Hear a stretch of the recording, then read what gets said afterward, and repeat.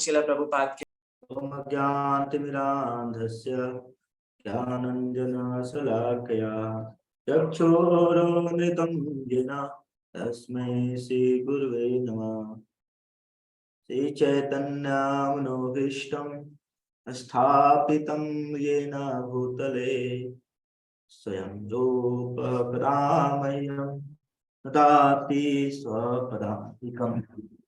वन्देऽहं श्रीगुरु श्रीयुतपदकमलं श्रीगुरुं वैष्णवांश्च श्रीरूपं साग्रजातं सहगण रघुनाथान्वितं तं सजीवं साद्वैतं सावधूतं परिजनसहितं कृष्णचैतन्यदेवं श्रीराधा कृष्णपादा सहगण ललिता श्री विशाखान्विताश्च हे कृष्ण करुणा सिंधु दीनबंधु जगतपते गोपेश गोपिका कांत राधा कांत नमस्तुते तप्त कांचन गौरांगी राधे वृंदावनेश्वरी विश्वानुसुते देवी प्रणमामि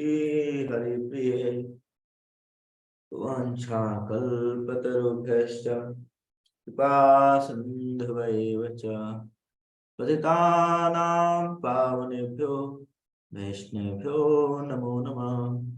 जय श्री कृष्ण चैतन्य प्रभु नित्यानंद श्री अद्वैत गदाधर श्रीवासादि गौर भक्तवृंद। हरे कृष्णा कृष्णा कृष्णा हरे हरे, हरे राम राम राम हरे हरे। नमो विष्णुपदाय कृष्ण पृष्ठाय भूतले श्रीमते भक्ति वेदांत स्वामिनिति नामिने। नमस्ते सरस्वती देवी गौरवाणी विचारिणे विशेष शून्यवादी पाश्चात्य देश तारिणे। नमो महावदन्याय कृष्ण प्रेम प्रदायते कृष्णाय कृष्ण चैतन्य नामने गौरतविषे नमः। पंचतत्वात्मकं कृष्णं भक्तरूप स्वरूपकं भक्तावतारं भक्ताख्यं नमामि भक्ति शक्तिकम्। ओम नमो भगवते वासुदेवाय। ओम नमो भगवते वासुदेवाय। ओम नमो भगवते वासुदेवाय। हरे कृष्णा। तो आप सभी भक्तों का मैं स्वागत करता हूँ। और आज हमारा गौर कथा का तीसरा दिन है। और बड़ा ही जब मैं गौर कथा जितना पढ़ रहा था, मैं काफी दिन से पढ़ रहा हूँ गौर कथा, और पढ़ते पढ़ते मन में भाव आता है यार ये भी बताऊं ये भी बताऊं ये भी बताऊं, लेकिन फिर मन में आता है यार समय कम है हमारे पास। हमारे पास क्या है, समय कम है। समय कम होने के कारण से मैं कहे कि क्या कौन कौन से कथा बताऊं कौन से कथा नहीं बताऊं। इस तरह से कई तरह के मन में विचार आ रहे थे।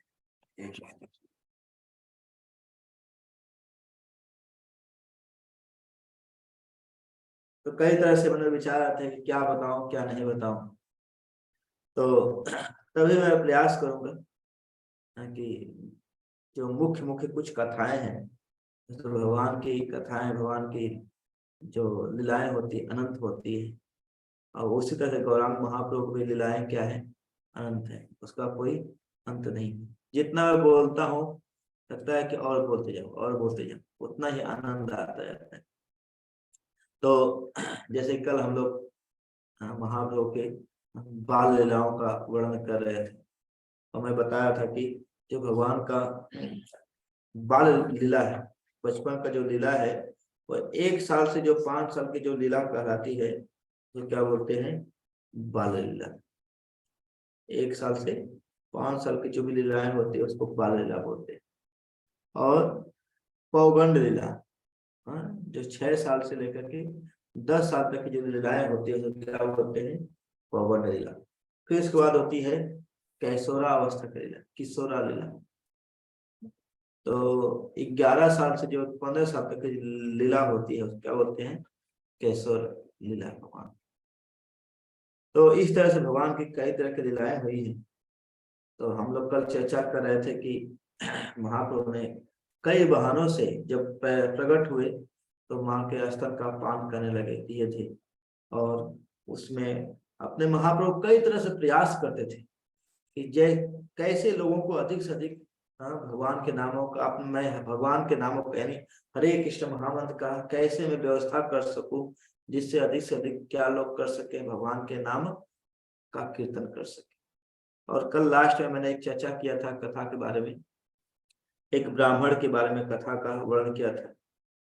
वो ब्राह्मण कौन थे, बड़े ही ब्राह्मण आए थे, बड़े दूर से ब्राह्मण आए थे और जगन्नाथ मिश्र के घर पर रात को रुके थे। किस लिए रात को रुके थे, प्रसाद के लिए।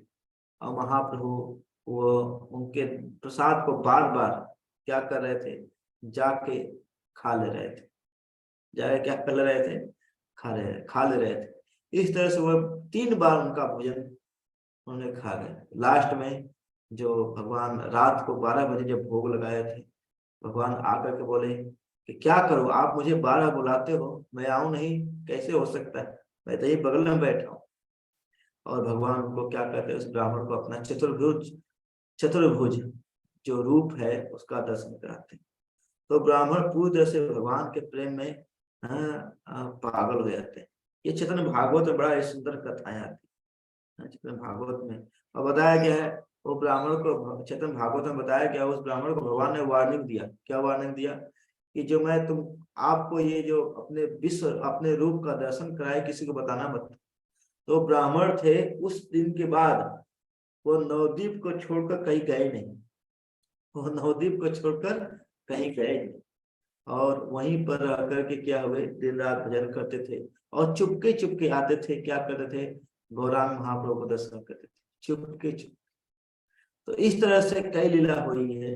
एक बार की बात है, बता रहे हैं, चोर लैया गेला प्रभु के बाहिर पाइया, तारा स्कंद चढ़ी आइला तारे बोलिया। एक और लीला होती है। एक बार की बात है, बचपन में ही जब चैतन्य महाप्रभु छोटे थे तो क्या हुआ, कुछ 2 चोर आए। कितने चोर आए, 2 चोर आए। और चोरों ने देखा कि महाप्रभु के पूरे शरीर में क्या है, सोना चांदी सब कुछ लगा हुआ है, खूब पहने हुए थे महाप्रभु। उस दिन उनका जन्मदिन भी था महाप्रभु का, खूब पहने हुए थे सोना होना। तो चोरों ने सोचा, अरे ये लड़का है, अगर इसके क्या नाम है, इसके अगर इस बच्चे को उठा लिया जाए, इस बच्चे को उठा लिया जाए तो क्या होगा, आज के बाद फिर से चोरी करने की आवश्यकता नहीं रहेगी। क्यों, इसके शरीर में इतना सोना है। तो इस तरह से करके ये सोच करके दोनों चोरों ने क्या किया, लड्डू निकल और महाप्रभु को दिया। महाप्रभु को लालच दिए कि लो लो लो लो लड्डू बब्बू, लड्डू लड्डू। इस तरह से महाप्रभु को लालच दे रहे थे। महाप्रभु भी समझ गए चोरों के भाव को। तो महाप्रभु क्या हुआ, लड्डू लड्डू के लिए आए और लड्डू लेके खाने लगे। लड्डू लेके महाप्रभु खाने लगे। तब तक वो चोरों ने क्या किया, उसको अपने कंधे पे बैठा लिया। और महाप्रभु को क्या हुआ, क्या कि वहां से चोर क्या किया, महाप्रभु को लेकर निमाई को लेकर भाग गए। अब भाग करके कोने में जाकर सोचे कि ये कोने में जाएंगे, इस बालक के सब गहने उतार करके क्या करेंगे, इसको छोड़ देंगे। लेकिन जैसे लेके भागे, जहां पर सोचे कि एकांत मिले, घूम फिरा करके घूम फिरा करके जगन्नाथ मिश्र के जो निमाई का जो घर था, जगन्नाथ मिश्र का घर था, वहीं पर आकर रुकते थे। ऐसे घूमते घूमते घूमते घूमते 3 बार क्या किए, प्रयास किए। लेकिन लग रहा था, अरे वाह, वो समझ नहीं आ रहा था, वो रास्ता ही भूल जा रहे थे चोर। वो चोर क्या कर रहे थे, रास्ता ही भूल जा रहे थे, बार बार निमाई के घर पर ही आते थे, बार बार निमाई के घर पर आते थे। इस तरह से क्या हुआ कि चोरों को लगा कि अब तो अगर पकड़े जाएंगे तो बड़ा ही पिटाई होगी। हाँ, और उधर जगन्नाथ मिश्र जो थे महाप्रभु के पिताजी, वो खोज रहे थे, हैं क्या निमाई कहा गया, निमाई कहा गया। तो चोरों ने ला करके जगन्नाथ मिश्र को दिया, ये लड़का ये लीजिए लीजिए। जगन्नाथ बड़े से बड़े खुश हुए, अरे आप मेरे लड़के को लेके आ गए। उन उन चोरों को भी जगन्नाथ मिश्र ने क्या किया, खाना खिलाया। इस तरह से महाप्रभु ने उन चोरों को भी क्या किया, हरिनाम संकीर्तन कराए, हरिनाम कीर्तन कराए। यानी महाप्रभु इतने दयालु हैं, चाहे चोर होके, पापी सापी कोई भी व्यक्ति होके, उन सबको अपने नाम का कीर्तन करा करके इस संसार से मुक्ति का उपाय देते हैं। इस संसार से कैसे निकल दिया जाए, ये उपाय देते हैं। अब मैं एक बड़ा ही सुंदर कथा का वर्णन करूंगा, बड़ा ही सुंदर कथा है, आप सभी लोग देखिए यहाँ पर। हाँ, एकादशी के ऊपर कथा है, बड़ा सुंदर कथा। हरे कृष्ण। हाँ, तो यहाँ बड़ा सुंदर वर्णन है, देखिए।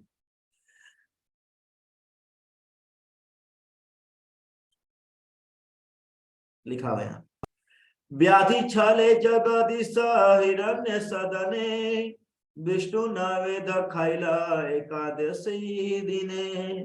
देखिए, एक बार की बात है, महाप्रभु ने बीमार होने के बहाने एकादशी के दिन हिरण्य पंडित तथा जगदीश पंडित के घर से कुछ भोजन मंगवाया। तो बताया गया है, ये बड़ा सुंदर, ये चैतन्य भागवत में कथा आती है, क्या होती है, एकादशी के दिन हिरण्य पंडित और जगदीश पंडित, जगदीश पंडित और हिरण्य पंडित के घर पर विष्णु प्रसाद ग्रहण करने का पूरा विवरण दिया गया है। क्या है, एकादशी के दिन भगवान विष्णु को नियमित भोग चढ़ाया। तो अब ये देखिए, कहने का मतलब जैसे आज एकादशी दिन है, तो ये नहीं कि भगवान को एकादशी, भगवान को एकादशी प्रसाद खिलाए, ऐसा कहीं कंपलसरी नहीं है। हालांकि हम लोग गृहस्थ परिवार में है तो एकादशी प्रसाद बनाना पड़ता है, क्योंकि हम लोग के पास कई और सेवाएं होती है। लेकिन हमारे मंदिर में जो भगवान को भोग लगता है आज के दिन, एकादशी नहीं लगता है। एकादशी तो लगता ही लगता है, लेकिन साथ में अन्न प्रसाद भी भोग लगता है। अन्न प्रसाद भी क्या लगता है, भोग लगता है। ये नहीं कि आप व्रत रखे हैं तो भगवान ही व्रत रखेंगे, नहीं, ऐसा नहीं। तो क्या हुआ, महाप्रभु ने कहा कि एकादशी के दिन था, तो महाप्रभु को पता चला कि हिरण्य पंडित और जगदीश पंडित, हाँ, ये भगवान के पड़ोसी थे। ये क्या थे, पड़ोसी थे। और उनके घर पर बहुत अच्छा आज कीर्तन भजन हो रहा है, वहां पर बहुत अच्छा प्रसाद बनाया गया है। तो महाप्रभु तो भगवान है, तो महाप्रभु कहे कि मैं, उन्होंने बहाना किया कि मैं ये एकादशी प्रसाद नहीं खाऊंगा, मैं क्या करूंगा, बता रहे हैं यहाँ पर, क्योंकि एकादशी के दिन विष्णु को नियमित भोग चढ़ाया जाता है। उस दिन भक्त तो उपवास करता है, लेकिन विष्णु भगवान नहीं करते। भगवान के व्रत रखने की आवश्यकता नहीं, बता रहे हैं। एक बार एकादशी के दिन जगदीश पंडित तथा हिरण्य पंडित के घर पर विष्णु के लिए विशेष प्रसाद तैयार करने का आयोजन था। चैतन्य महाप्रभु ने अपने पिता से कहा, मैं बीमार हूँ, आप जाकर विष्णु प्रसाद लेके आइए। कहे कि जाकर के जगदीश पंडित घर में विष्णु प्रसाद बना हुआ है, उसको लेके आइए। जगदीश तथा हिरण्य का मकान जगन्नाथ मिश्र के घर से लगभग क्या था, 2 मील की दूरी पर था। पड़ोसी मतलब 2 मील की दूरी पर था। तब क्या हुआ, अतएव जब चैतन्य महाप्रभु के अनुनय विनय पर जगन्नाथ मिश्र प्रसाद लेने गए तो हिरण्य पंडित, जगदीश पंडित और हिरण्य पंडित थोड़ा विस्मय हो गए। भला उस बालक को कैसे पता चला कि विष्णु के लिए विशेष प्रसाद बन रहा है। भैया, जैसे आसपास रहे तो पता चल जाए, लेकिन 2 मील दूरी पर कैसे पता चल गया उस बालक को कि विष्णु प्रसाद बन रहा है। वे तुरंत समझ गए कि निमाई बालक में दैवी शक्ति हो गए, था वह कैसे जान पाता कि विशेष प्रकार का भोजन बनाया जा रहा है। अतः उन्होंने तुरंत ही बालक के पिता जगन्नाथ मिश्र के हाथों चैतन्य महाप्रभु के लिए भोजन भिजवा दिया। निमाई बीमार थे, किंतु विष्णु देखिए, विष्णु प्रसाद खाते ही स्वस्थ हो गए। उन्होंने यह प्रसाद अपने संगियों में बांट दी। इस तरह से बता रहे हैं कि महाप्रभु के लिए, भगवान के लिए ये नहीं कि एकादशी के दिन व्रत क्या नाम है, भगवान को एकादशी प्रसाद खिलाना चाहिए, नहीं। भगवान अगर पॉसिबल हो सके तो भगवान को अन्न प्रसाद जैसे रोज खिलाते हैं वैसे खिलाना चाहिए। लेकिन ये कितना कितना पॉसिबल है आपके घर में उतना उतना कीजिएगा, ये नहीं कि आप यहीं से आज शुरू करिए। लेकिन भगवान के लिए कंपलसरी नहीं है कि भगवान एकादशी प्रसाद खाए। तो इस तरह से क्या हुआ, इस तरह से कई तरह की भगवान क्या करते थे, लीलाएं करते थे। यहाँ बता रहे हैं, शिशु सब मांगे पड़ा पड़ सिर भरे, चोरी करी दिव्य द्रव्य खाया मोरा बाल करे। बता रहे हैं जैसे चतुर जैसे कि बच्चे होते हैं, महाप्रभु ने खेलना सीखा और अपने मित्रों के साथ पड़ोसी घर में जाते थे, उनकी खाने के वस्तुएं चुराते और खाते थे। कभी कभी पड़ोसी बच्चों से कभी कभी पड़ोसी बच्चे परस्पर लड़ते झगड़ते थे। बता रहे हैं सारे बच्चों ने सची माता से शिकायत की, महाप्रभु उनसे लड़ते हैं और पड़ोसी के घरों की चीजें चुरा लेते हैं। फलस्वरूप कभी कभी माता जी अपने पुत्र को भी क्या करती थी, डांटते थे। तो महाप्रभु एकदम एक बच्चे की भांति क्या करते थे, लीला करते थे। और महाप्रभु को क्या डांटती थी सची माता, तुम दूसरों की चीजें क्यों चुराते हो, तुम दूसरों के लड़के को क्यों मारते हो, तुम दूसरे घर में क्यों जाते हो, आखिर तुम्हारे घर में कौन सी चीज की कमी है, बताती है सची माता। बता रहे हैं महाप्रभु क्या बोलते हैं, सोने क्रोध हैया प्रभु घर भीतर जाए, घरे याता भाड़ छिला फेलिला भाड़िया। बता रहे हैं इस प्रकार माता की डांट से महाप्रभु क्रोधित होकर कमरे के भीतर चले गए और कहे चले गए और सारे बर्तन तोड़ फोड़ दिए। सारे बर्तन क्या कर दिए, तोड़ फोड़ दिए। महाप्रभु बड़े ही चंचल थे और बड़े ही कहा है कि आज की भाषा में दुष्ट प्रकृति की थी। माता बध गई, तब माता सची तो सची माता अपने पुत्र गोद में लेकर उनको चुप कराती। महाप्रभु अपनी गलतियां स्वीकार करते और काफी लज्जित होते। तब क्या हुआ यहाँ पर देखिए, एक बार की बात है, क्या हुआ, कभी मुंद हंसते कैला माता के ताड़ना, माता के मूर्छिता देखे करे करदना। एक बार की बात है, ऐसे ही सची माता ने चतुर महाप्रभु को डांट दी। चतुर महाप्रभु क्या कर दिया, डांट दी। और डांटने के बाद क्या हुआ, चतुर महाप्रभु के डांटने, चतुर महाप्रभु जब उनकी माता ने डांटा तो चतुर महाप्रभु बहुत गुस्सा हो और उन्होंने क्या किया, एक डंडे से अपने माता को मार दिया। अब माता ने बहाना बना कर क्या हुआ, मूर्छित हो गई।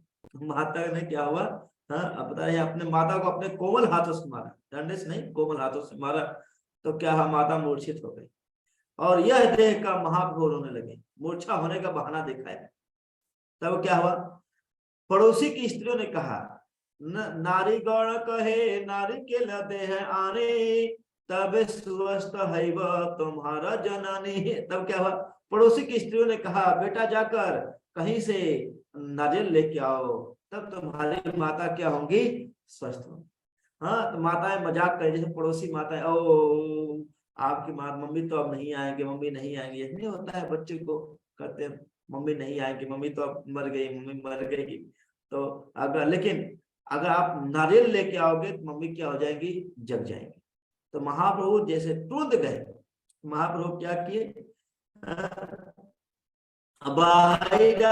बाहिरे अय्या लानी तो दोई नारी केला, देखिया पुर हैला विस्मिता सकल। तो महाप्रभु कहे अच्छा बस नारियल पानी लाना है। महाप्रभु गए, तुरंत घर के बाहर गए, तुरंत 2 नारियल लेके आए, तुरंत ही 2 नारियल लेके आए। और सारी स्त्रियां, अरे इतना छोटा बालक इतनी जल्दी नारियल कहाँ से लेके आ गए, इतने जल्दी नारियल कहाँ से लेके आ गया। तो इस तरह से क्या हुआ, महाप्रभु कई ही बचपन में बहुत सुंदर सुंदर लीलाएं करते थे, बहुत सुंदर। अब यहाँ देखिए एक लीला है यहाँ बताई गई है, क्या कि कभी कभी महाप्रभु अन्य बालकों के साथ गंगा नदी में स्नान करते और पास की लड़कियां भी वहीं पर देवता की पूजा करती है। देखिए यहाँ बताया गया, वैदिक परंपरा के अनुसार 10-12 वर्ष की कन्याएं गंगा के नदी के तट पर स्नान करती और भविष्य में अच्छा वर पाने के लिए शिव जी की पूजा करते। वे शिव जैसे पति की कामना करते थे। क्यों शिव जी? क्योंकि शिव जी अत्यंत शांत होने के कारण अत्यंत शक्तिशाली भी है। सभी पत्नियां चाहती हैं कि मेरे पति बड़े शांत हो, मेरे पे कभी गुस्सा न करे और शक्तिशाली भी हो। तो सभी पत्नियां, सभी स्त्रियां क्या चाहती हैं? शिव जैसा पति। हाँ, और इसलिए उन्होंने इसलिए पहले हिंदू परिवारों की छोटी लड़कियां शिव जी की पूजा वैशाख अप्रैल मई में विशेष रूप से करती थी। गंगा नदी में गंगा में स्नान करके हर एक के लिए, न कोई न केवल बड़ों के लिए, अपने छोटों के लिए प्रसन्नता की बात थी। देखिए होता है इस तरह से क्या हुआ। हाँ, जब कन्याएं गंगा में स्नान करके विभिन्न देवताओं की पूजा करने लगी तो बालक महाप्रभु वहां आते हैं और बीच में बैठ जाते हैं। क्या बोले? कन्या कहे अमर पूजा, आमा पूजा अमृति बबर, गंगा दुर्गा दासी मोर महेश किंकर। बता रहे महाप्रभु उन कन्याओं के बीच में आकर बैठ जाते थे और बोलते थे क्या कि मेरी पूजा करो, मेरी पूजा करो, मैं तुम्हें सुंदर पति या सुंदर वर दूंगा। गंगा अर्थात देवी दुर्गा सब मेरी दासियां हैं, अन्य देवताओं की बात ही दूर, शिव जी तक मेरे दास हैं। शिव जी तक क्या है? मेरे दास हैं। बता रहे हैं यहाँ बड़ा अच्छा तात्पर्य लिखा गया। अन्य धर्मों के लोगों में जैसे ईसाई था, मुसलमानों में ऐसा गलत धारणा है कि हिंदू में अनेक ईश्वर देखते हैं। मुस्लिम या क्रिश्चियन लोगों को अलग धारणा है कि क्या है? हिंदू में अनेक देवता है। वास्तव में वे हकीकत नहीं जानते, ईश्वर एक है, लेकिन ऐसे अनेक शक्तिमान जीव हैं जो प्रशासन के लिए विभिन्न भागों का कार्यभार करते हैं। वे देवता कहलाते हैं। सारे देवता पूर्ण पुरुषोत्तम भगवान के आदेश का पालन करके दास है। चैतन्य महाप्रभु हमने इस तथ्य को बाल्यावस्था में प्रकट कर दिया। कभी कभी लोग अज्ञानवश किसी विशेष वर की प्राप्ति के लिए देवता के पास जाते हैं, किंतु कोई पूर्ण पुरुषोत्तम भगवान या भगवान का भक्त या उपासक बन जाए तो उसे वर अपने आप मिल जाते हैं। ये सब वर की आवश्यकता नहीं होती। तो जो लोग यहाँ लिखे बड़ा अच्छा बता रहे हैं। क्या है? काम ज्ञान प्रपद्यन्ते अन्य देवता तम नियमास्थाय प्रकृतिया नियुक्ता स्वया। बता रहे हैं जिनकी बुद्धि हर ली गई है। क्या कर ली गई है? हर ली गई। हाँ, और जो काम वासनाओं के कारण पागल हो चुका है वे देवताओं की पूजा करते और अपने अपने स्वभाव के अनुसार विशेष विधि विधान का पालन करते। बता रहे हैं देवताओं की पूजा करता है उसकी वो कहे कि वो ज्ञानी व्यक्ति नहीं, वो मूर्ख व्यक्ति। और जिनके अंदर बहुत काम वासना है, मतलब बहुत चीज चाहिए, ये चाहिए, वो चाहिए, वो चाहिए, दिल मांगे मोर मोर, तो क्या करते हैं? देवताओं के पालन, देवताओं की पूजा करते हैं। लेकिन आगे बताते हैं क्या? येषां तो अंत कथम पापम जाना पुण्य कर्मणा ते द्वंद्व मोह निर्मुक्ता भजन्ते माम निर्मता। बड़ा अच्छा बता रहे हैं। किंतु जो लोग सारे पाप कर्मों तथा द्वंद्व से मुक्त हुए वे दृढ़ता के साथ पूर्ण पुरुषोत्तम भगवान की पूजा में, तो भगवान की पूजा कौन कर सकता है? येषां तो अंतगतम पापम, जिसके पापों का पूर्णतया अंत हो चुका है वो क्या करता है? भगवान की पूजा करता है। सभी लोग नहीं कर सकते।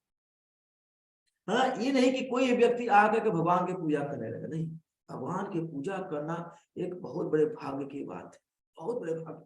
भगवान सबको अपनी पूजा का मौका नहीं देते और वही व्यक्ति भगवान की पूजा कर सकता है जिसके पापों में क्या हो गया है? अंत हो गया, और कोई नहीं कर सकता। जैसे आप सभी लोग भगवान की भक्ति कर रहे हो, नाम जप कर रहे हो, मतलब पाप अंत हो गए, बस अगली बार पाप मत कीजिए। तो ऐसे लोग दृढ़ व्रत के साथ क्या करते हैं? भगवान की पूजा करते हैं। सभी लोग नहीं कर सकते। पता है कभी कभी ऐसा होता है क्या कि कृष्ण भगवान के सदस्यों पर आरोप लगाया जाता है, इस्कॉन पर आरोप लगाया जाता है कि वो देवताओं की पूजा का समर्थन नहीं करते। नहीं, ऐसा नहीं। यहाँ पर क्या नाम है? भगवत गीता ही भगवान बता रहे हैं कि ऐसा नहीं जो देवताओं की पूजा करता है मूर्ख है। हम तो भगवान की पूजा करते हैं, हमारा कार्य क्या है? भगवान की पूजा करना। देवता तो क्या है? एक शक्ति, भगवान की शक्तियों के सेवक है, लेकिन देवताओं की पुष्टि करने से कोई फायदा होने वाला, कोई फायदा नहीं होगा।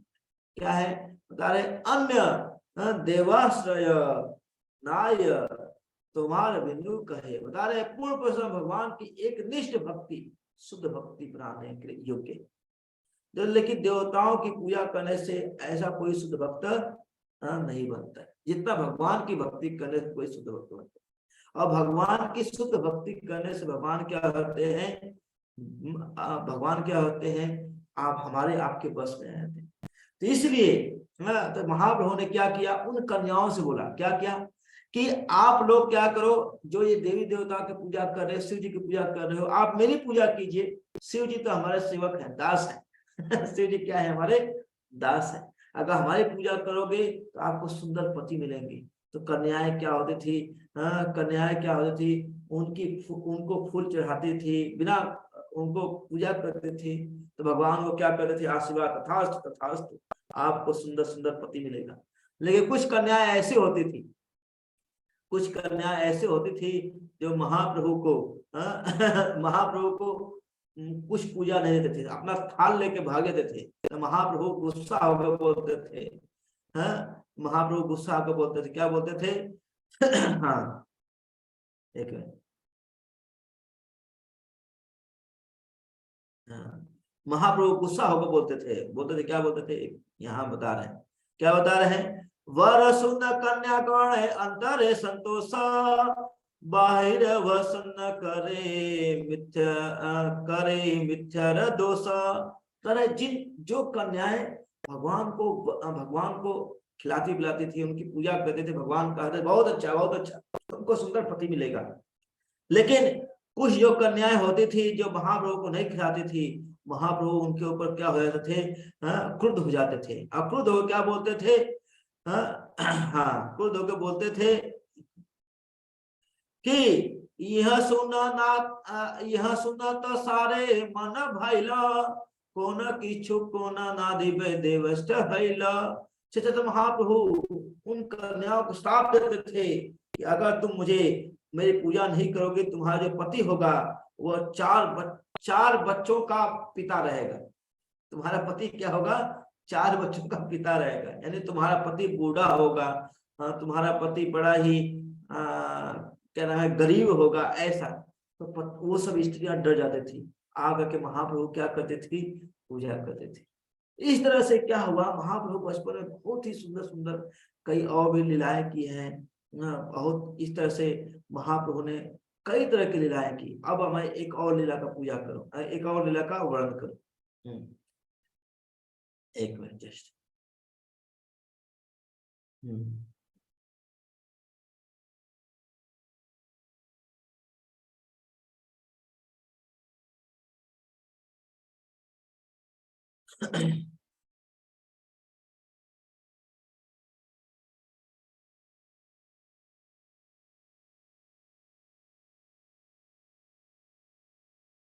तो अब हम लोग जो वर्णन कर जा रहे हैं महाप्रभु की पौगंड लीला का, महाप्रभु की कौन सी लीला का, पौगंड लीला का वर्णन कर जा रहे हैं। मैं यहाँ दिखाता हूँ, आप लोग बड़ा ही सुंदर ये पौगंड लीला है, इसको देखिए समझिए।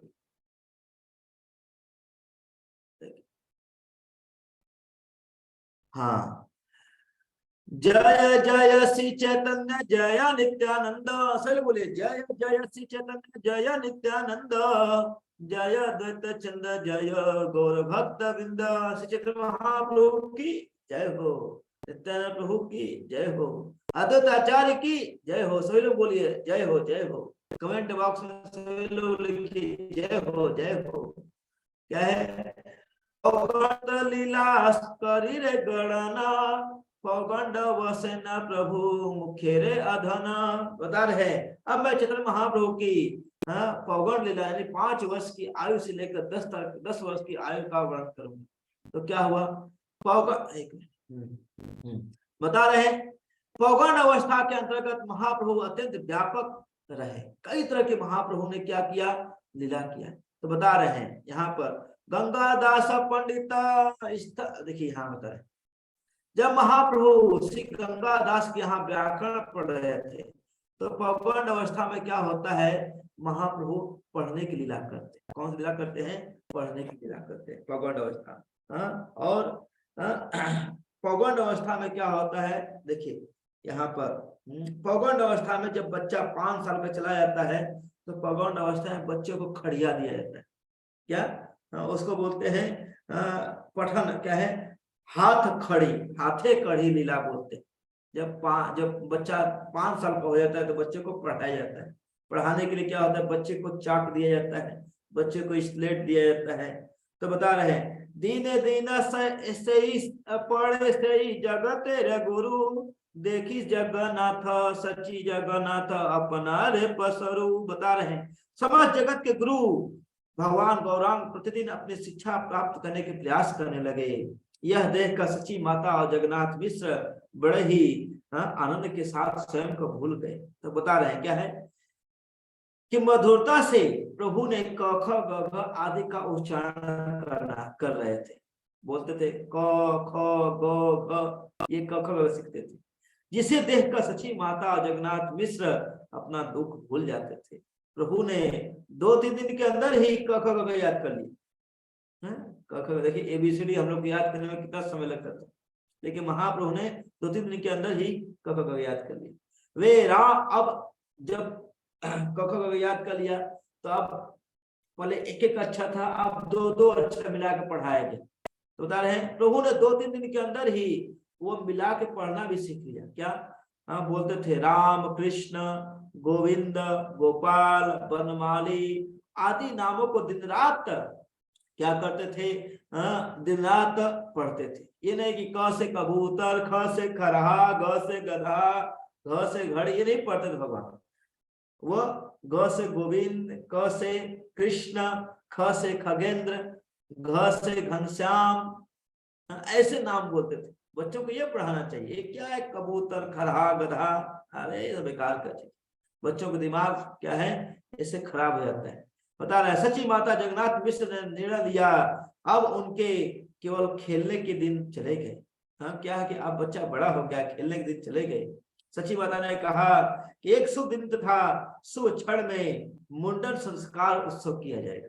कौन सा संस्कार उत्सव? मुंडन संस्कार। जब महाप्रभु लगभग 8 से 10 साल की अवस्था में थे, इस अवस्था में क्या होता है, मुंडन संस्कार बच्चों को कराना चाहिए। तब क्या हुआ, उन्होंने भगवान के मुंडन समारोह यानी बाल काटने का उत्सव का आयोजन लिया और अपने सारे सगे संबंधियों को बुलाया। बता रहे हैं नदिया रे घरे, नदिया नगरे घरे हरे आनंदित, ब्राह्मण सज्जन अनलोकित पूजित।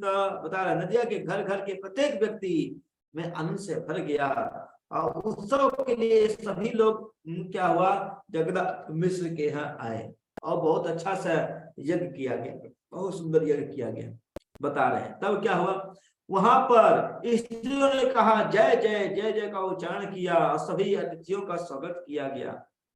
अब पूरा बता रहे हैं हरि की ध्वनि से पूरा आकाश गूंज गया। बोलिए हरि हरि हरि हरि हरि हरि। इस प्रकार भगवान गौर चूड़ा कर्ण यानी बाल काटना और कर्ण भेदन, कान में कुंडल धारण करने के लिए यह उत्सव संपन्न किया गया ना। कर्ण भेदन, ये कान भेदने से क्या होता है जानते हैं, बुद्धि बड़ी शार्प होती है। बुद्धि क्या होती है, बहुत शार्प होती है। एक स्पेशल स्थान होता है उसको करने से। तो पहले क्या होता है, बाल संस्कार के साथ मुंडन संस्कार के साथ कर्ण भेदन संस्कार भी होता था। बता रहे हैं नदिया में पूजा से चारों ओर हरि हरि बोलने लगे सभी लोग नवद्वीप के भाग। बता रहे हैं इस तरह से महाप्रभु अपने भक्तों के साथ, अपने बच्चों के साथ कई तरह की लीलाएं करते थे। तो एक दिन की बात है ना, एक दिन की बात है जब महाप्रभु, मैं और कथा एक सुनाता हूँ। एक दिन की बात है जब महाप्रभु छोटे थे, उसी समय वहां पर एक पिल्ला था। ये क्या था, पिल्ला था। पिल्ला, छोटा सा पिल्ला देखे हो ना आप, जब बच्चे होते हैं पिल्ला सबको प्रिय होता है। तो महाप्रभु ने क्या हुआ कि एक पिल्ले को लेकर के अपने गले लगाने लगे, उसको चूमने लगे, ये करने लगे। एक बच्चा जाके के कंप्लेन कर दिया माता जी, सची माता, अरे आप ब्राह्मण हो, आपका बेटा क्या कर रहा है, पिल्ले को खिला रहा है, पिल्ले को चूम रहा है, पिल्ले को ये कर रहा है, वो कर रहा है। माता सची बड़ी गुस्सा हुई, क्या हो गया, हाय हाय हाय। माता सची दौड़ी गई और निमाई को बोली कि अरे निमाई, तो ब्राह्मण के लड़के हो, पिल्ले कैसे खिला सकते हो? निमाई ने कहा कि नहीं, ये मेरा मेरा पिल्ला है, मैं इसको छोड़ूंगा नहीं। बहुत जिद करने लगे महाप्रभु, निमाई जिद करने लगे। तब क्या हुआ, माता ने कहा कोई बात नहीं, कोई बात नहीं, इसको घर में रख दो और जाके स्नान स्नान कर लो। तो निमाई ने कहा ठीक है। तो महाप्रभु गए, पिल्ले को घर में रख करके स्नान करने गए। जब स्नान करने गए, जब स्नान करके आ रहे थे महाप्रभु, तो पता चला क्या कि जो पिल्ला है उसको माता जी ने छोड़ दिया। पिल्ला को कैच कर दिया, छोड़ दिया। और पिल्ला घर पे, जिसमें कई माताएं होती है, पिल्ले को बच्चे ला के रख देते हैं, और माताएं होते गुस्सा, अरे कुत्ता ले दिया, चे चे चे कर रहा है, हम लोग छोड़ देते हैं। तो उसी तरह से माता ने छोड़ दिया, वो पिल्ला चला गया। महाप्रभु जब पता चला निमाई को, एक लड़के जाके बोला, अरे तुम्हारी माता ने पिल्ले को छोड़ दिया। पिल्ले को क्या कर दिया, छोड़ दिया। तो इस तरह से क्या हुआ, पिल्ला जब चला गया तो महाप्रभु बड़े, महाप्रभु जब पता चला बहुत गुस्सा हुए, चारों ढूंढे, पिल्ला पता नहीं चला। जब पिल्ला पता नहीं चला तो क्या हुआ कि उसी जो पिल्ला वो मार्केट में चला गया, बीच बाजार में चला गया। और बीच बाजार में जा करके क्या नाम है, वो पिल्ला गौ जय सच्चिदानंद गौर हरि, जय सच्चिदानंद गौर हरि, और हरे कृष्ण महामंत्र करते हुए आंखों से अश्रु बढ़ रहे हैं उस पिल्ले के देखिए। देखा मैं देख रही है, ये देखो पिल्ला, ये पिल्ला है महाप्रभु। देखिए पिक्चर देखिए, पिल्ला है, महाप्रभु के साथ क्या कर रहा है, दोनों हाथ उठा करके क्या कर रहा है, ये नाच रहा है, दोनों हाथ उठा करके नाच रहा है। तो इस तरह से क्या हुआ, पिल्ला भी हरि हरि बोलने लगा। बता रहे हैं, गौरांग पर से कुकुर भाग्यवाना, स्वभाव छाड़िया तारा है दिव्य ज्ञान। बता रहे हैं, भगवान गौरांग के स्पर्श से एक कुत्ता भी भाग्यशाली बन सकता है। कुत्ते अपने स्वभाव का परित्याग करके वह दिव्य ज्ञान से परिपूर्ण हो गया। तब क्या हुआ, राधा कृष्ण गौरांग बलिया डाके नाचे, नदिया लोके न देखी धाय सब पाछे। तो कुत्ता क्या कर रहा था, राधा कृष्ण गोविंद गौरांग कह करके नृत्य करने लगा। बोले गौरांग गौरांग गौरांग गौरांग गौरांग, बोले सभी लोग बोली। कोई सोएगा नहीं, मैं देख रहा हूं कई लोग सो जा रहे हैं, सोएगा नहीं। बता रहे, नदिया का प्रत्येक व्यक्ति उसे देखने के लिए दौड़ पड़ा। अरे सभी लोग देखे, अरे कुत्ता भगवान का, राधा कृष्ण का नाम ले रहा है। कुत्ता आज तक कोई देखे हो, कुत्ता ने भगवान का नाम लिया? नहीं लिया। देखिए वो कुत्ता ये नहीं कि वो कर रहा था, ये नहीं कर रहा था, वो राधा कृष्ण का नाम ले रहा था। और बता रहे हैं, कुकुर आवेश आवेश एकदम सब देखी, पुलकित सब अंग असुर देखिया। बता रहे हैं, जब कुकुर जो कुत्ता था, जब गौरांग का नाम लेता था सभी लोग आश्चर्यचकित हो रहे थे। वो तब क्या हुआ, ऊपर से बैकुंठ से, गोलोक धाम से, कहां से, गोलोक धाम से, तब तक देखते ही देखते सबके गोलोक धाम से एक विमान आया। क्या आया, एक विमान आया। और क्या बता रहे हैं, सबके देखते देखते वहां पर एक विमान आया। और विमान क्या था, वो विमान रत्नों तथा मोतियों से सुशोभित था। उसमें 1000 प्रकार के सूर्य के समान चमक रहा था। और सबके सामने नवदीप में हुआ। और शंख शंख ध्वनि जय धय सुनी, गंधर्व किन्नर गाय राधा कृष्ण वाणी। बता रहे, शंख की जय जयकार हो रही थी, हरि हरि हो रहा था, और सबके साथ सभी लोग गुणगान कर रहे थे राधा कृष्ण का। और तब तक क्या हुआ, वो कुत्ता अपना ये भौतिक शरीर त्याग करके दिव्य शरीर प्राप्त कर लिया। तो कुत्ता क्या हुआ, अपने कुत्ते के शरीर को त्याग करके दिव्य शरीर प्राप्त कर लिया।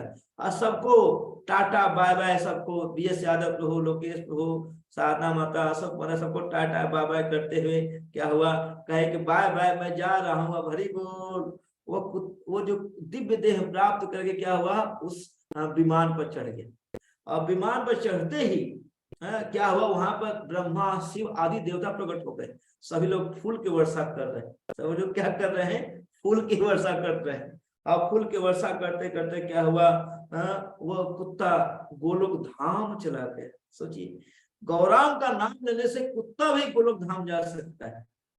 अब सोचिए, हम लोग तो मनुष्य, भगवान की कृपा से हम भक्त बन रहे हैं। अगर बस हम भक्ति करते रहें तो अपने आप क्या होगा, एक दिन ऐसा आएगा, क्या नाम है, कि हम सभी लोग भगवान गौरांग के पास चले। बता रहे हैं, कुकुर उद्धार करी गोलोक के पठाया, दिव्य देह है न प्रभु कविता न पाया। बता रहे हैं, आपने कुत्ते का उद्धार कर दिया, उससे आध्यात्मिक देह प्रदान करके अपने गोलोक धाम पहुंचा दिए। आप हम सब भी कृपा कीजिए।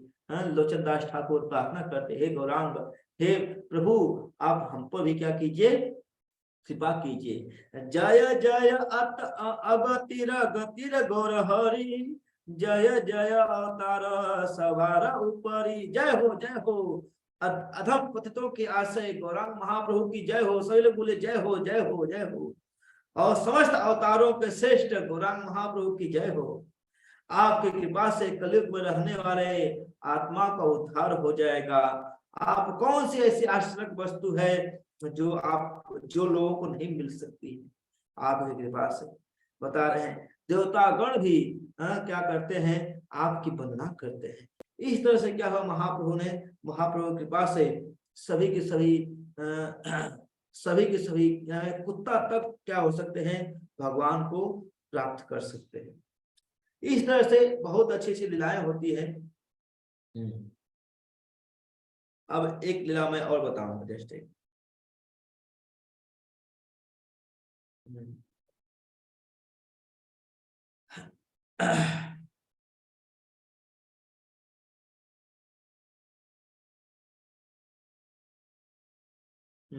मैं अभी दिखा रहा हूँ, आप लोग शेयर कर रहा हूँ। हरे कृष्णा, यहाँ पर देखिए।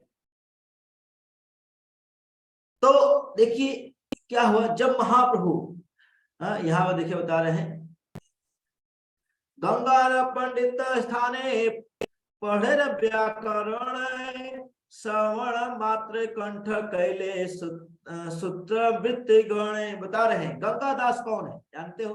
गंगादास पंडित महाप्रभु को पहली बार पहली बार पढ़ने के एक गुरु थे। महाप्रभु गुरु का नाम क्या है, गंगादास पंडित। और गंगादास पंडित कौन है, भगवान श्री कृष्ण के गुरु कौन थे? सभी लोग कमेंट में लिखिए, सभी लोग कमेंट बॉक्स में लिखिए, भगवान श्री कृष्ण के गुरु कौन थे। बता रहे हैं, जब महाप्रभु श्री गंगादास के यहाँ व्याकरण पढ़ रहे थे, तो वे व्याकरण के सारे नियम तथा परिभाषाएं एक बार सुनते ही याद कर लेते थे। एक बार सुनते ही क्या करते थे, याद कर लेते थे। सभी कमेंट बॉक्स में लिखिए कि भगवान श्री कृष्ण के गुरु कौन थे। यहाँ पर कमेंट बॉक्स में बड़ा अच्छा आ रहा है। संदीपनी मुनि, हरि बोल, जय हो, जय हो। तो संदीपनी मुनि क्या थे, भगवान श्री कृष्ण गुरु थे। और वही संदीपनी मुनि यहाँ पर गंगादास पंडित के रूप में आए हैं। किस रूप में आए हैं, गंगादास पंडित के रूप में आए। तो आप बता रहे हैं, यहाँ पर श्री भक्ति विनोद ठाकुर का कहना है, विष्णु तथा सुदर्शन नाम के दो शिक्षकों से महाप्रभु पढ़ते थे।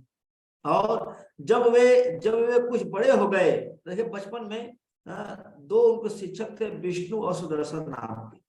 लेकिन जब बड़े हो गए तो वे गंगादास पंडित के संरक्षण में रह करके उन्होंने उन्हें उच्चतर स्तर के व्याकरण की शिक्षा दी।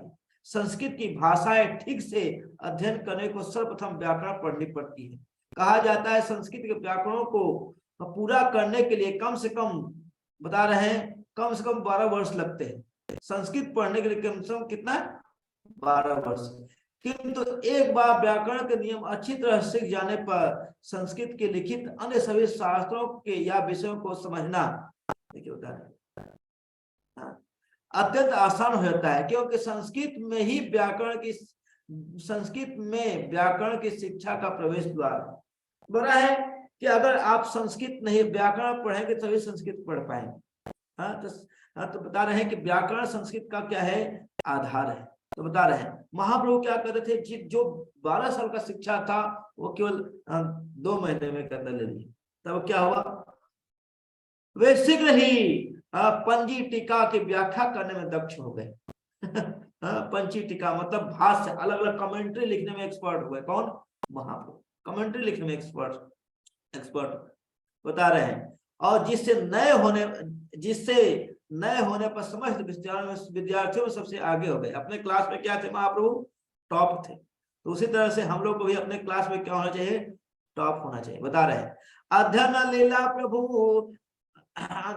प्रभु दास वृंदावन चैतन्य मंगल करे विस्तार वर्ण। बता रहे हैं भगवान की अध्ययन लीला कैसे हुई, इसका वर्णन वृंदावन ठाकुर ने बहुत अच्छे से किया है। हम लोग शॉर्ट में बता रहे हैं, अभी इसको बाद में और चर्चा करेंगे। बता रहे हैं एक दिन, हाँ बता रहे हैं एक दिन चैतन्य महाप्रभु ने अपने माता के चरण कमलों पर गिरकर उनसे प्रार्थना की कि वे उन्हें एक वस्तु प्रदान करें। देखिए महाप्रभु ने क्या किया? अपनी माता से प्रार्थना किया, क्या? एक वस्तु दीजिए। क्या? माता बोले तार दिव या तुम मांगी प्रभु कहे एकादशी दिने अन्न ना खाई। बता रहे हैं देखिए उनकी माता ने कहा मेरे पुत्र जो तुम मांगोगे मैं वही दूंगी। तब महाप्रभु ने कहा प्रिय माता क्या है, कृपया आप एकादशी के दिन अन्न न खाएं। क्या है? प्रभु कहे एकादशी ते अन्न ना खाई। अपने माता से निवेदन किए महाप्रभु की एकादशी के दिन अन्न मत खाइए। बता रहे हैं चैतन्य महाप्रभु ने अपने बाल्यकाल में ही एकादशी के दिन, बाल्यकाल से ही एकादशी के दिन व्रत रखने की प्रथा अपना ली थी। बाल्यकाल से शील जीव गोस्वामी कृत भक्ति संदर्भ के संबंधित संदर्भ में स्कंद पुराण से एक उदाहरण आता है जिसमें बताया गया है कि जो व्यक्ति बताया जो एकादशी के दिन अन्न खाता है, ध्यान सुनिएगा सब, कि जो एकादशी के दिन अन्न खाता है वह अपने माता पिता भाई गुरु का हत्यारा बनता है। क्या? ध्यान सुनेगा, बहुत बड़ी बात है। तो एकादशी के दिन अन्न खाता है क्या होता है? माता पिता गुरु का हत्यारा बनता है। इसका आप लोग चाहो तो स्क्रीनशॉट ले सकते हो। और वैकुंठ लोक प्रवेश होने पर वह नीचे गिर जाता है। बता रहे एकादशी के दिन हर वस्तु जिसमें अन्न था दाल समित है विष्णु के लिए बनाई जाती है, तो वैष्णव के लिए आदेश है वे एकादशी के दिन विष्णु प्रसाद विष्णु प्रसाद नहीं लेना चाहिए, यानी एकादशी प्रसाद नहीं लेना चाहिए, सॉरी ये अन्न प्रसाद नहीं लेना चाहिए। किंतु एकादशी के दिन वैष्णव को विष्णु को अर्पित महाप्रसाद छूना क्या है? बता रहे हैं कहा जाता है भगवान, सॉरी कहा जाता है कि वैष्णव, ध्यान से कहा जाता है कि वैष्णव भगवान विष्णु को अर्पित किए कोई खाद्य पदार्थ नहीं ग्रहण करते, किंतु एकादशी के दिन वैष्णव को विष्णु को अर्पित महाप्रसाद का छूना वर्जित। जबकि ऐसा प्रसाद दूसरे दिन ग्रहण करने के लिए रखा जा सकता है। तो मान लीजिए आप रखे हैं तो उस प्रसाद को रख लो और रख करके आप दूसरे दिन ग्रहण कर लो। एकादशी के दिन कोई भी अन्न ग्रहण करना मना है, भले ही भगवान विष्णु का अर्पित क्यों न हो। ठीक है सब लोग इसका स्क्रीनशॉट ले लिए ना, मैं तो बोला था आप सभी लोग। तो ये सब बहुत ही इंपॉर्टेंट चीज है। अब क्या हुआ, अब देखिए यहाँ सची कहे ना खाई भाला एक हीला से ही है ते एकादशी करीते लगीला। माता सची ने कहा तुमने बहुत अच्छा कहा, मैं एकादशी के दिन अन्न नहीं खाऊंगी। उस दिन से वे एकादशी के दिन उपवास रखने लगे। बता रहे यहाँ ध्यान से देखा, बहुत अच्छा बताया जा रहा है। स्मार्त ब्राह्मण मतलब कुछ कर्मकांडी ब्राह्मण, स्मार्त मतलब कर्मकांडी ब्राह्मण इस पक्ष के हैं कि विधवा को एकादशी व्रत रखना चाहिए किंतु साधवा को नहीं। मतलब जो बताया गया है जो स्त्री विधवा हो गई, कई कर्मकांडी ब्राह्मण कई नियम बताते हैं, या जो विधवा हो गई है स्त्री उसको ही एकादशी व्रत रखना चाहिए। लेकिन जो स्त्री अगर साधवा मतलब अगर उसके पति जिंदा है तो उसको एकादशी व्रत नहीं रखना चाहिए। कई अपना नियम बना दिए। ऐसा लगता है महाप्रभु के अनुरोध के पूर्व सची माता व्रत नहीं रखती थी क्योंकि वे साधवा थी, मतलब शादीशुदा थी, उनके पति जिंदा थे। किंतु महाप्रभु ने ऐसी प्रथा का सूत्रपात किया कि विधवा न होने पर भी एकादशी व्रत रखना चाहिए। उस दिन कोई भी अन्न नहीं छूना चाहिए, भले ही भगवान विष्णु को अर्पित प्रसाद ही क्यों न, भगवान विष्णु को अर्पित प्रसाद ही क्यों न। तो कई जो सो कॉल्ड ब्राह्मण लोग हैं कर्मकांडी, सोकांड मतलब कर्मकांडी जो ब्राह्मण लोग हैं अपने से कई ऐसे नियम बना रहे हैं, और कर्मकांड में कई ऐसे नियम दिया है, लेकिन भक्तों के लिए इतना नियम करने की आवश्यकता नहीं। तब क्या हुआ, तो इस तरह से आज एकादशी के दिन है, बड़ा शुभ बताया जा रहा है। अब देखिए महाप्रभु की अब विवाह लीला होगी। बोलिए महाप्रभु विवाह महोत्सव की जय। सभी लोग बोलिए महाप्रभु, सभी लोग कमेंट बॉक्स में लिखिए गौरांग महाप्रभु विवाह महोत्सव की जय। बता रहे हैं तब मिश्र विश्व पूरे देखिए यौवन, कन्या चाहे विवाह दीते करी लेने मन। तत्पश्चात स्वरूप को युवा का जगन्नाथ मिश्र ने कोई कन्या ढूंढकर उनका विवाह कर देना चाहे। तब क्या हुआ, हाँ यह सुनकर, हाँ जो देखिए दो भाई थे, एक विश्वंभर थे, एक विश्वरूप थे। तो बताइए अब आप लोग को कमेंट बॉक्स में लिखना है, क्या कमेंट बॉक्स में लिखना है, हाँ सभी लोग उत्तर दीजिए। क्या चैतन्य महाप्रभु के बचपन का नाम एक निमाई था, और उनके जो नाना का नाम क्या था, नाना का, चैतन्य महाप्रभु के नाना का नाम क्या था, और चैतन्य महाप्रभु जो नाना जी थे उनको बचपन में क्या नाम दिए थे? सभी लोग कमेंट बॉक्स में जल्दी से लिखिए। 1 2 3, 1 2 3, 1 2 3, 1 2 3। हाँ नीलांबर चक्रवर्ती, बहुत अच्छा बहुत अच्छा। चैतन्य महाप्रभु के नाना का नाम क्या था? नीलांबर चक्रवर्ती। नीलांबर चक्रवर्ती ने क्या नाम दिया था, जल्दी से बताइए। हाँ, नीलांबर चक्रवर्ती ने महाप्रभु का नाम क्या दिया था? नहीं, नीलांबर चक्रवर्ती थे विश्वंभर। जय हो विश्वंभर, विश्वंभर नाम बहुत अच्छा, धन्यवाद। तो बता रहे हैं तो चैतन्य महाप्रभु का नाम क्या था बचपन का? विश्वंभर नाम। और उनके भाई का नाम, चैतन्य महाप्रभु के बड़े भाई भी थे जो बलराम जी थे, उनका नाम क्या था? विश्वरूप नाम था। उनका नाम क्या था? विश्वरूप। तो विश्वरूप बताया हुआ कि जब विश्वरूप थोड़ा बड़े हो गए तो उनके पिताजी सोचे कि अब विश्वरूप की शादी कर दी जाए। यह देखकर बता रहे विश्वरूप सुनी घर, बता रहे विश्वरूप सुनी घर छाड़ीला पलाईला, संन्यास करीते तीर्थ करी बारे गेला। तब क्या हुआ, यह सुनकर विश्वरूप ने तुरंत घर त्याग दिया और वे संन्यास लेकर के एक तीर्थ से दूसरे तीर्थ स्थान में भ्रमण करने के निकल गए। भाग गए, इस्कॉन ज्वाइन कर लिए। क्या हुआ अब बता रहे हैं सची सुनी सची मिसे दुखी है लमना, तबे प्रभु माता पिता कहले आश्वासन। बता रहे हैं तब क्या हुआ, हाँ जगन्नाथ मिश्र तथा सची माता अपने ज्येष्ठ पुत्र विश्वरूप के चले जाने का समाचार सुना तो अत्यंत दुखी हुए, किंतु महाप्रभु ने, चैतन्य महाप्रभु ने उनको ढास बढ़ाने का प्रयास किया। कहा, हाँ देखिए भाला है विश्व रूप संन्यास करिला, पितृकुल मातृकुल दुई उद्धारिला। देखिए महाप्रभु को बधाई दे रहे हैं। देखिए संन्यास लेने से क्या फायदा होता है, बता रहे हैं बहुत अच्छा हुआ।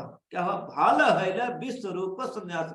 महाप्रभु ने कहा हे माता पिता यह अच्छा हुआ कि विश्व रूप ने संन्यास ले लिया, क्योंकि इस तरह से उसने आपके पितृकुल और मातृकुल दोनों का क्या कर दिया है, उद्धार कर दिया, दोनों का उद्धार कर दिया। देखिए इसका तात्पर्य बड़ा सुंदर है।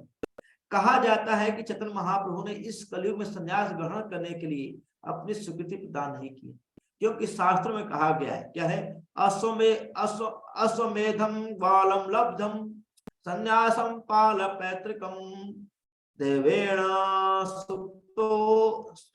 सुतोक्ति काले पंचवर्जय। बता रहे हैं कलयुग में 5 तरह के कर्म क्या है, वर्जित। 5 तरह के कर्म क्या है, वर्जित है। पहला क्या है, अश्वमेध यज्ञ। दूसरा गोमेध यज्ञ यानी गो यज्ञ, गोवध यज्ञ। तीसरा जिसमें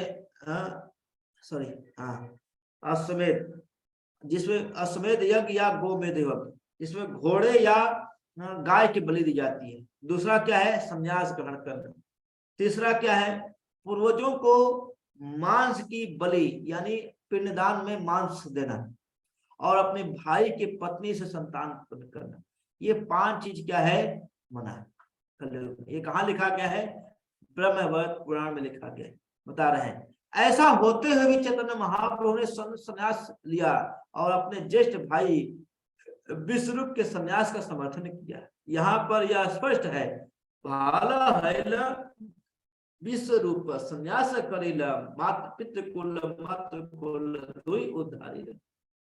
देखिए इसका तात्पर्य बड़ा अच्छा हुआ, क्या बड़ा अच्छा है। अतः ऐसा सोचा जाता है कि चैतन्य महाप्रभु ने परस्पर विरोधी वाक्य वक्तव्य दिए, नहीं, उन्होंने ऐसा नहीं किया। ऐसी स्तुति की जाती है कि भगवान की सेवा के लिए, देखिए क्या, भगवान की सेवा के लिए जीवन समर्पित करने हेतु तो संन्यास ग्रहण करना चाहिए, क्या, और हर व्यक्ति को ऐसा संन्यास लेना चाहिए, क्योंकि ऐसा करने से मनुष्य अपने पितृकुल तथा मातृकुल तथा पितृकुल दोनों ही की सर्वश्रेष्ठ सेवा करता है, दोनों की क्या करता है, सर्वश्रेष्ठ सेवा करता है। किंतु मनुष्य को मायावाद पथ का संन्यास स्वीकार नहीं करना चाहिए, जिसका व्यवहारिक दृष्टि से कोई अर्थ नहीं है। ऐसे अनेक मायावादी सन्यासियों को मात्र सड़कों पर घूमते हुए अपने आप को ब्रह्म या नारायण करते बताया जाता है। तो कई ऐसे सन्यासी हैं जो मायावादी सन्यासी हैं, अपने आप को बोलते हैं मैं बहुत बड़ा ये हूँ, वो सड़क पर भीख मांगते हैं, ये करते हैं। इस सन्यास के लिए अलाउ नहीं किया गया, सन्यास के लिए अलाउ नहीं किया गया। वे सारा समय भीख मांगने बिताते हैं ताकि अपना पेट भर सके। मायावादी सन्यासी इतने पतित हो चुके हैं, उनका एक वर्ग कुकर सुकर के समान सब कुछ रहता है। ऐसे गिरे हुए सन्यास की इस युग में मनाही, ध्यान सुनेगा, सभी लोग इसका स्क्रीन शॉट लेकर रख सकते हैं। हाँ, कलयुग में मायावाद सन्यास की क्या की गई है, मनाही की गई, लेकिन वैष्णव सन्यास की मनाही बता रहे हैं। वास्तव में श्री शंकराचार्य ने सन्यास करने के जो नियम बताए थे वो बहुत कठिन थे, किंतु बाद में तथाकथित मायावादी सन्यासी अपने छद्म दर्शन के कारण पतित हो गए, क्योंकि इस दर्शन के अनुसार सन्यास ग्रहण करने से मनुष्य नारायण बन जाता है। क्या, अगर सन्यासी हो गए तो आप नारायण बन गए। श्री चैतन्य महाप्रभु ने इस सन्यास का बहिष्कार किया, क्योंकि अगर कोई सन्यासी हो गया तो क्या हो गया, नारायण बन गया। तो इस सन्यास का ग्रहण किया है, बहिष्कार किया। किंतु सन्यास ग्रहण करना वर्णाश्रम धर्म का अंग है, भला इसका बहिष्कार कैसे किया जा सकता?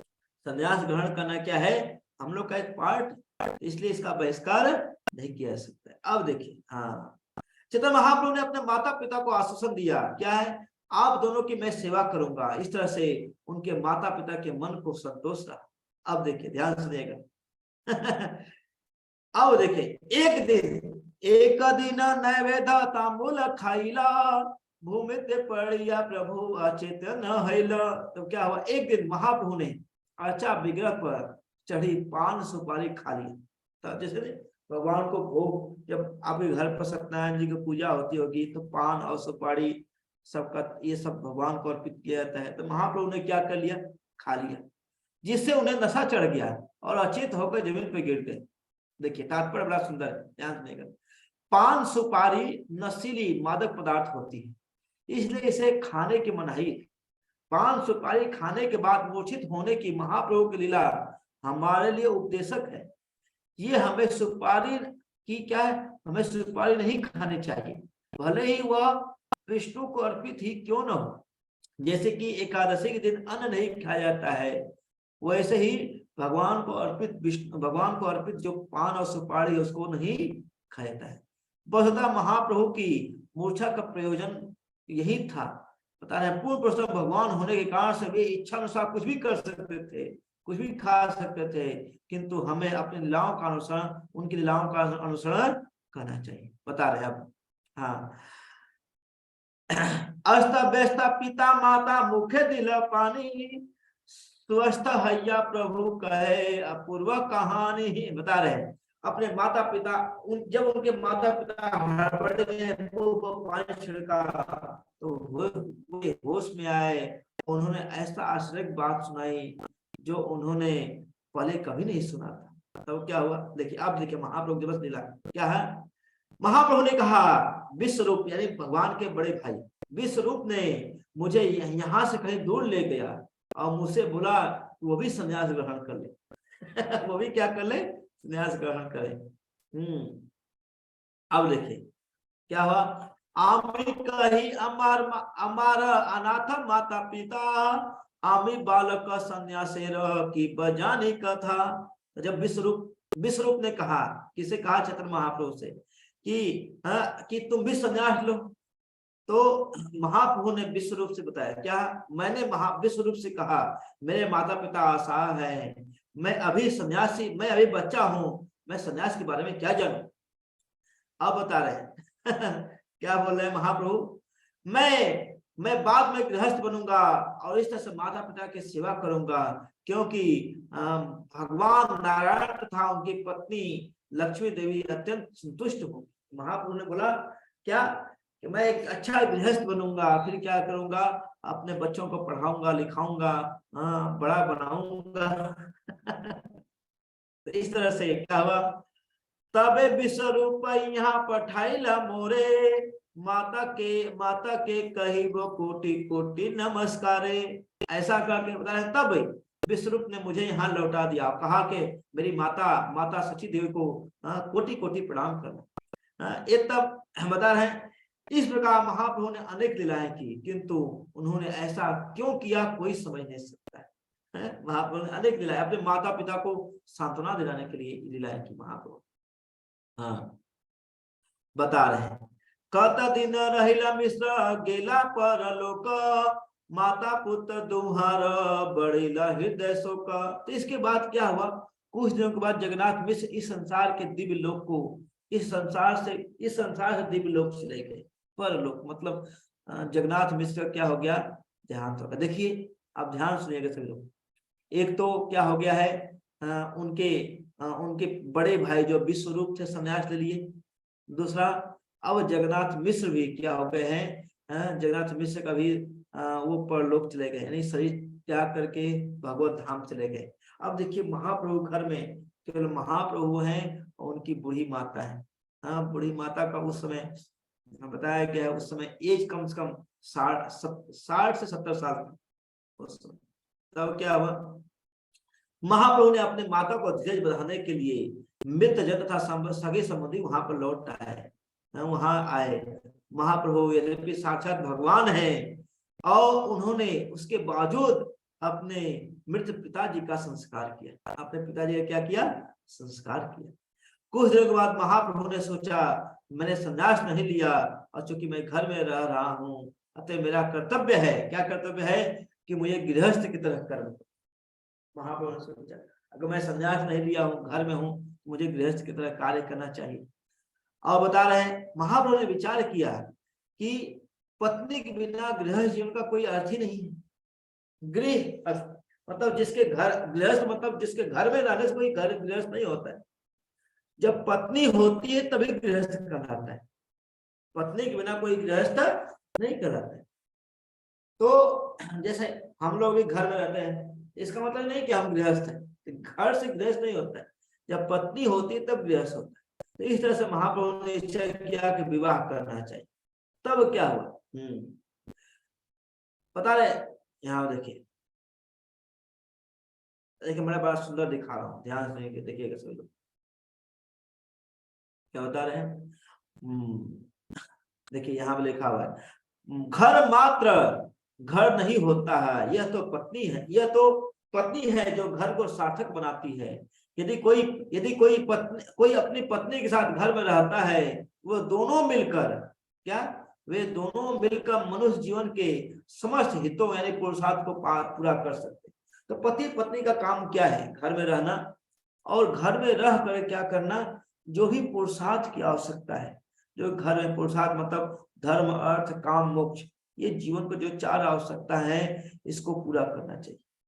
गृहस्थ का ये कार्य, ये नहीं कि पत्नी के साथ शादी हो गई अब भोग करो एंजॉय करो, अब कौन रोकने वाला है, नहीं। पत्नी के साथ क्या करना चाहिए, मनुष्य जीवन के जो आवश्यक चीजें हैं, मनुष्य जीवन का जो पुरुषार्थ है क्या है, धर्म अर्थ काम मोक्ष, फिर अंत में मोक्ष के लिए प्रयास करना, ये है मनुष्य जीवन। महाप्रभु ने सोचा कि अब मुझे गृहस्थ आश्रम में प्रवेश करना चाहिए। तब क्या हुआ, एक दिन महाप्रभु पाठशाला से जब वापस आ रहे थे, तभी अचानक उन्होंने बल्लभाचार्य की पुत्री जो गंगा जी के किनारे जा रही थी, गंगा जी के किनारे जा रही थी,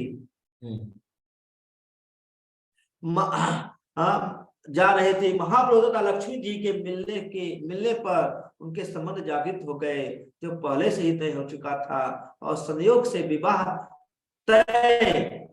विवाह तय करने वाला घटना बनमाली बनमाली सची माता के से मिलने आए। अब देखिए यहाँ से ध्यान सुनने का, बड़ा सुंदर यहाँ पर वर्णन किया गया। जब महाप्रभु की इच्छा हुई शादी करने की, तो वहीं पर एक ब्राह्मण थे जिनका नाम था बल्लभाचार्य। क्या नाम था?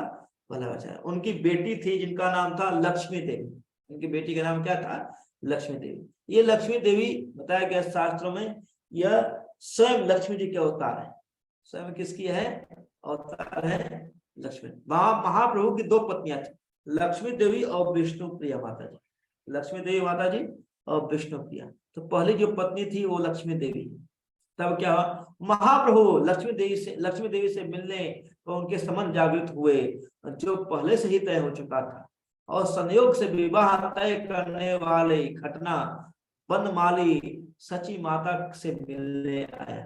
बता रहे बनमाली, देखिए बनमाली कौन है? बनमाली खटक नवद्वीप का रहने वाला ब्राह्मण था। उसने लक्ष्मी देवी का विवाह महाप्रभु से तय करवाया। पता है पूर्व जन्म में वह विश्वामित्र थे जिसने भगवान राम का विवाह तय करवाया था। बाद में वही ब्राह्मण ने रुक्मिणी के साथ भगवान कृष्ण का विवाह करवाया, और वही ब्राह्मण चैतन्य लीला में महाप्रभु का विवाह पक्का करवाने के लिए आया।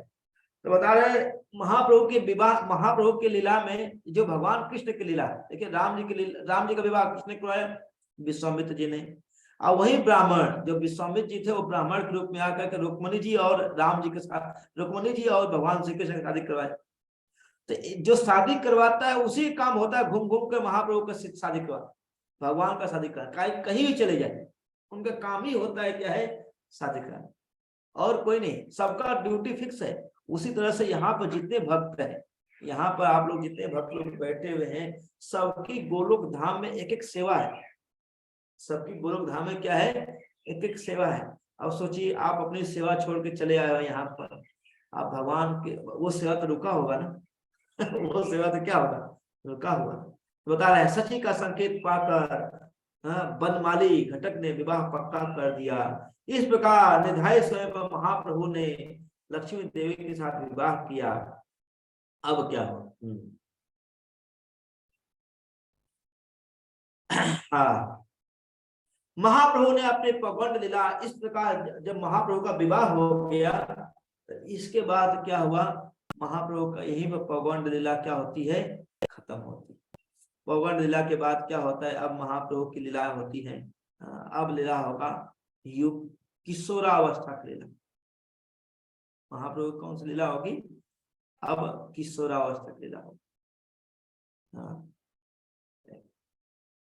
अब तक मैं थोड़ा सा इसको हल्का सा पढ़ के बता देता हूँ आप लोग। बड़ा सुंदर एक किशोरावस्था शुरू करके 5 मिनट और चर्चा करेंगे, फिर बंद करेंगे।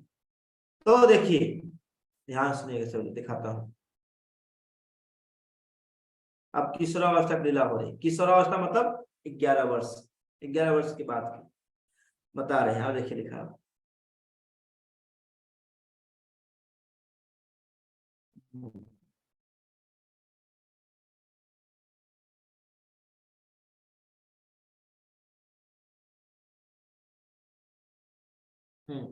बता रहे किशोरावस्था को प्राप्त श्री चैतन्य महाप्रभु दीर्घजीवी हो। देवी लक्ष्मी तथा सरस्वती दोनों ही उनकी पूजा करती थी। सरस्वती जी ने विश्व विजयी पंडित पर उनकी विजय के लिए उनकी पूजा की, तो लक्ष्मी देवी ने उनके घर में उनकी पूजा की। ये दोनों देवियों ने पति या स्वामी अतः उन्हें नमस्कार करता हूँ। अब देखिए यहाँ बता रहे, एक किशोर लीलार सूत्र अनुबंधन शिष्य गण पढ़ित लीलार आरंभन। बता रहे हैं, क्या बता रहे हैं? श्री चैतन्य महाप्रभु 11 वर्ष की आयु में विद्यार्थी को पढ़ाने लगे। देखिए 11 वर्ष की आयु में ही क्या करने लगे? पढ़ाने लगे। और यही से उनकी किशोरावस्था की लीला क्या होती है? प्रारंभ होती है। बता रहे हैं जब महाप्रभु शिक्षक बने, सत्य सत्य सिद्ध गणे करे सदा अध्यापना। जब महाप्रभु शिक्षक बने तो अनेक अनेक विद्यार्थी उनके पास आने लगे। हर विद्यार्थी उनकी व्याख्या शैली सुनकर आश्चर्यचकित हो जाता था, इतने अच्छे व्याख्या करते थे। क्या है, सर्वशास्त्र सर्व पंडित परय पराजय विनय भंगित करो दुख नाही हय। बता रहे महाप्रभु ने शास्त्रों के सही प्रकार के पंडितों को हरा दिया, तथापि कोई पंडित महाप्रभु के बिना शिष्यता के कारण दुखी नहीं। बता रहे हैं कि महाप्रभु जब पढ़ाना लगे, तो महाप्रभु जब पढ़ाएंगे तो कौन रुकेगा, कोई भी रुकेगा नहीं उनके पास। बता रहे हैं जब महाप्रभु शिक्षक थे तो वे गंगा जल में अनेक प्रकार की क्रीड़ा करते थे। और कुछ दिन के बाद महाप्रभु पूर्व बंगाल में जहां जहां गए वहां पर संकीर्तन आंदोलन का शुरुआत किया। तो महाप्रभु ने क्या किया, इस तरह संकीर्तन आंदोलन का शुरुआत किया, कैसे, पढ़ा करके। अब बता रहे महाप्रभु की बौद्धिक विद्या से प्रभावित होकर के, चकित होकर के सैकड़ों विद्यार्थी उनके मार्गदर्शन में पढ़ने लगे और पूरे बंगाल में। तब क्या हुआ, इस तरह से देश विप्र नाम मिश्र तपन निश्चित करिला नाने साधन साध्य बधन। बता रहे तभी क्या हुआ, उसी समय क्या हुआ, एक ब्राह्मण थे जिनका नाम क्या था, तपन मिश्र। क्या था नाम, तपन मिश्र। बता रहे पूर्व बंगाल में तपन मिश्र नाम के ब्राह्मण थे जो निश्चय नहीं कर पा रहे थे कि जीवन का उद्देश्य क्या है और उसे किस तरह प्राप्त किया जाए। वो ब्राह्मण थे, जो तपन मिश्र कोई सामान्य ब्राह्मण नहीं थे, ये बहुत बड़े क्या थे, विद्वान थे तपन मिश्र। लेकिन इतने के बावजूद वो निश्चय नहीं कर पा रहे थे जीवन का उद्देश्य क्या है। बता रहे तात्पर्य, पहले जीवन का लक्ष्य निर्धारित करना चाहिए, फिर उसे प्राप्त करने के उपाय के बारे में विचार करना चाहिए। कृष्ण भावनामृत आंदोलन हर एक को बताता है कि जीवन का उद्देश्य कृष्ण को समझना है। जीवन का उद्देश्य क्या है, कृष्ण को समझना है, और उस जीवन के लक्ष्य को प्राप्त करने के लिए कृष्ण भावना का अभ्यास प्रमाणिक शास्त्र तथा वेदों के संदर्भ में वो स्वामी द्वारा बताई गई विधि के अनुसार करना चाहिए। तो जीवन का लक्ष्य क्या है, भगवान कृष्ण की भक्ति करना, भगवान कृष्ण को समझना। और उस लक्ष्य को कैसे प्राप्त किया जाए, गुरु के आदेश में, कृष्ण भावनामृत भक्तों के गुरु के गोस्वामी के आदेश में करना चाहिए। देखिए जो तपन मिश्र थे इनको समझ नहीं आ रहा था, बता रहे हैं यहाँ पे, देखिए बता रहे हैं बहुशास्त्र बहुवाक्य चित्ते ब्रह्म हय साधे साधन श्रेष्ठ ना हय निश्चय। बता रहे हैं तपन मिश्र क्या सोचे हैं, यदि कोई किताबी कीड़ा बनकर अनेक ग्रंथ तथा शास्त्रों को पढ़ता रहता है तो अनेक लोगों को टीकाएं तथा उपदेश सुनाता है, तो उसके मन में संदेह उत्पन्न हो सकता है। इस तरह से मनुष्य जीवन का वास्तविक लक्ष्य निश्चय नहीं हो पाता है। अब जितने शास्त्र पढ़ोगे, जितने किताब पढ़ोगे, आपको क्या होगा, कंफ्यूजन होगा। अनेक शास्त्र पढ़ोगे तो क्या होगा, कंफ्यूजन होगा। इससे ज्यादा शास्त्र नहीं पढ़ना चाहिए। शास्त्र क्या पढ़ना चाहिए, केवल हमको हम लोग को क्या करना चाहिए, भगवत गीता, भागवतम, चैतन्य चैतामृत, यही केवल शास्त्र पढ़ना चाहिए। इसके अलावा कोई शास्त्र ज्यादा जितने पढ़ोगे कंफ्यूज होगे और दिमाग बहुत बड़ा ज्ञानी। तो हम लोग कुछ बताएंगे समझ नहीं आएगा। देखिए बता रहे हैं, भागवतम में कहा गया है, ग्रंथा नैवाभेत ब्रह्म सूत्र व्याख्यानम प्रयुज्यत। बता रहे हैं न तो अधिक पुस्तकें पढ़ने चाहिए, न अधिक पुस्तकों को उच्चारण करने का पेशा अपनाना चाहिए। विशेषतया यदि कोई भक्त हो, भक्त को ज्यादा पुस्तक नहीं, क्या भगवत गीता, भागवतम, रामायण और क्या नाम है कि भगवत क्या नाम है, चैतन्य चैतामृत, यही जरा साथ, इससे ज्यादा नहीं पढ़ना चाहिए। मनुष्य को विद्वान बनकर सांसारिक ख्याति तथा आर्थिक सुविधा प्राप्त करने का मोह त्याग देना चाहिए। यदि कोई व्यक्ति अपने अनेक पुस्तक पढ़ता है तो उसका ध्यान बढ़ता है, तो वह अपना मन भक्ति में स्थिर नहीं कर सकता, नहीं वह अनेक शास्त्रों को समझ सकता है, क्योंकि वे गुण, कथनों तथा अर्थों से पूर्ण है। इस संदर्भ में भक्ति सिद्धांत का जी का मत है, जो लोग, देखिए क्या, जो लोग विविध विषयों का साहित्य, विशेषतः कर्मकांड तथा साहित्य, तो उनका ध्यान बढ़ जाने के कारण से अनन्य भक्ति से वंचित रहते। अनन्य जो भगवान की एकल भक्ति है उससे क्या हो जाते हैं, छूट जाते हैं। इसे ज्यादा शास्त्र पढ़ने से बचना चाहिए। इधर उधर का जो ही मन में आया वो पढ़ लेना चाहिए, ऐसा नहीं करना चाहिए। मनुष्य में सकाम कर्म, देखिए मनुष्य में सकाम कर्म, धार्मिक अनुष्ठान, दार्शनिक चिंतन के प्रति सामान्य प्रवृत्ति पाई जाती है। अंत काल में मोहग्रस्त जीव जीवन के असली लक्ष्य को नहीं समझ पाता है। इस तरह से उसके जीवन में किए गए कर्म व्यर्थ हो जाते हैं। अबोध व्यक्ति इस प्रकार भटक कर अन्य कृष्ण भक्ति से वंचित रह जाता है। ऐसे व्यक्ति का जीवंत उदाहरण कौन है? यहाँ पर तपन मिश्र।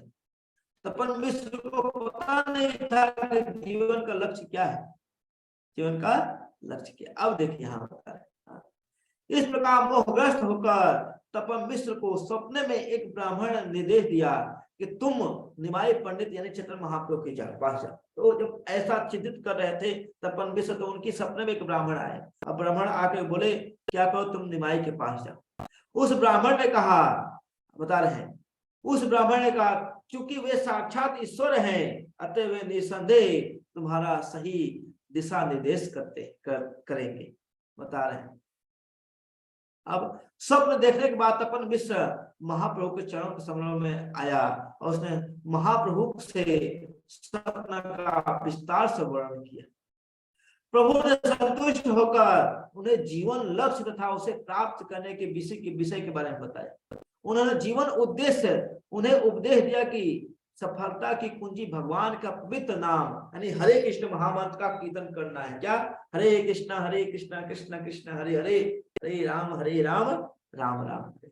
तो महाप्रभु देखिए तात्पर्य बड़ा सुंदर है, ध्यान से। कृष्ण भावनामृत आंदोलन चैतन्य महाप्रभु के उपदेशों पर आधारित है। मनुष्य को नियमित रूप से विधि विधानों के अनुसार हरे कृष्ण महामंत्र का कीर्तन करना चाहिए।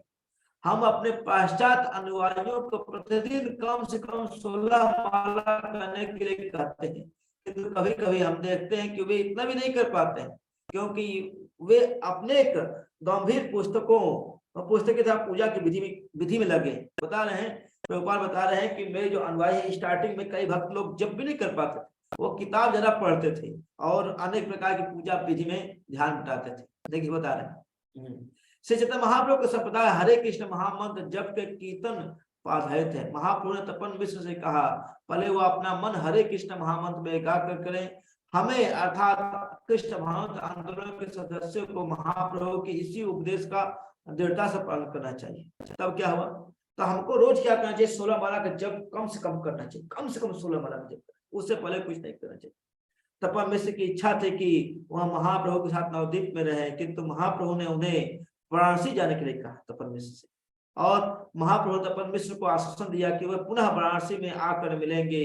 ऐसा पा करके तपन मिश्र वहां से चले गए। और हम लोग भी अब यही बंद करते हैं। आप लोग को कैसा लग रहा है? सभी लोग लिखिए हरे कृष्णा कृष्णा कृष्णा हरे हरे, हरे राम राम राम हरे हरे।